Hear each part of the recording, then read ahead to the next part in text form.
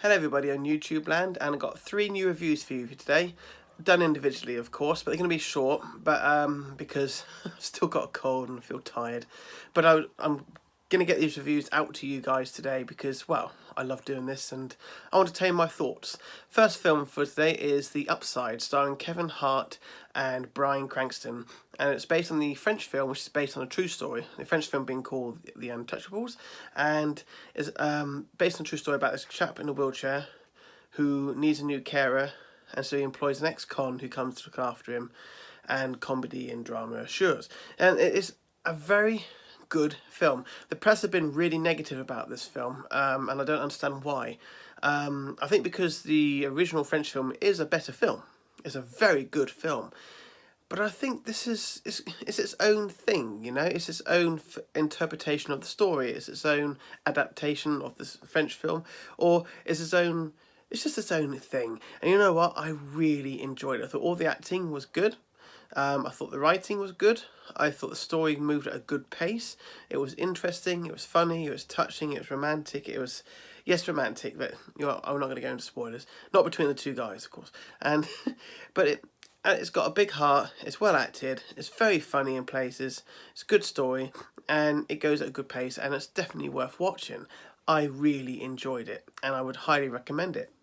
Out of 5, I give it 4 stars.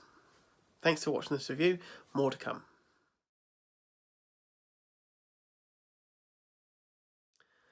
Hello again. Review number 2 for today, and that is of the film Stan and Ollie, which is a true story, another true story about Laurel and Hardy, the comedic duo. I'm going to get this out, I'm telling you, I'm going to get this all right. So it's a comedic duo, very famous, Laurel and Hardy from the 30s, 40s, etc.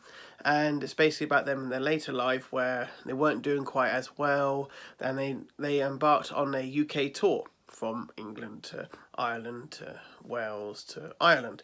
And this is my thoughts on the casting.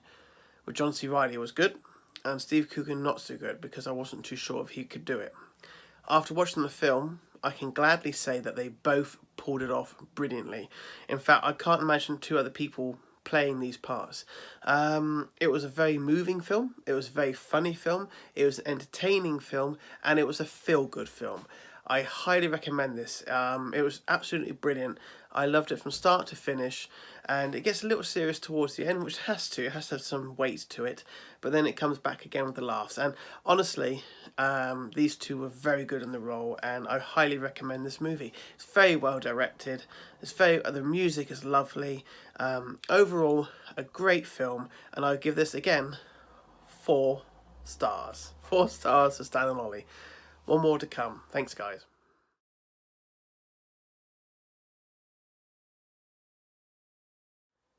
And my third and final review for today is Glass. Glass is the follow-up to Unbreakable, then Split, and now this one, Glass. And it's the third part in the comic book type movie, drama, adaptation, whatever.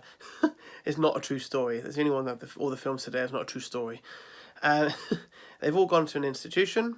From the previous movies, the character Bruce Willis' character, James McAvoy's character, and Samuel Jackson's character all end up in an institution where this woman's doing tests on them because she's trying to prove that they aren't what they are, and that they are not superheroes. They think you get the idea, and things go wrong as you expect.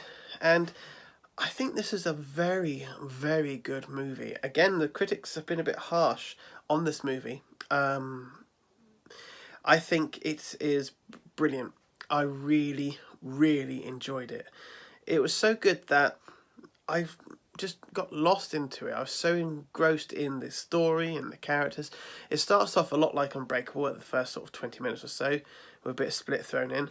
Then it sort of goes into a very slow middle, but it's not boring. There's a difference between slow and boring. Slow is when it goes at a pace which is slow, but you're engrossed in it, whereas boring is slow but it's not interesting. This is interesting. I enjoyed the character development, I enjoyed the acting, and the third act is I'm not going to go into spoilers.